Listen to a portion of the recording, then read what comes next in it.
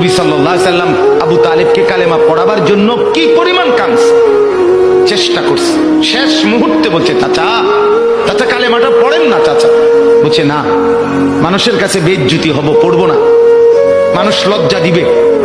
আল্লাহ নবী সাল্লাল্লাহু আলাইহি সাল্লাম বলছে, কানে কানে বলেন, আমি কাউকে শোনাবো না, আমি শুধু হাসরের মাঠে বলবো, মৃত্যু পর্যন্ত চাচা ওয়াদা দিলাম জগৎবাসীকে শোনাবো না আপনি ঈমান আনছিলেন, কানে কানে কন।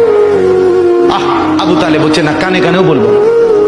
এবার নবী বলে চোখের পানি ফেলতে ফেলতে, চাচা এমনও কইতেন না তো, ঠিক আছে চাচা আমি কালেমাটা পড়ি, আপনি শুধু ঠোঁটটা নাড়েন,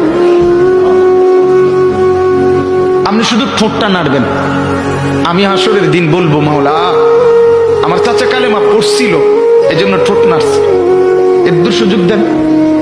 চাচা বলছে না না না, আমি ঠোঁটও নাড়বো না।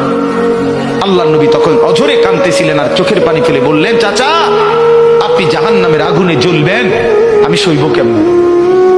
আবু তালেব নাফরমান তখন কি বলছে জানেন?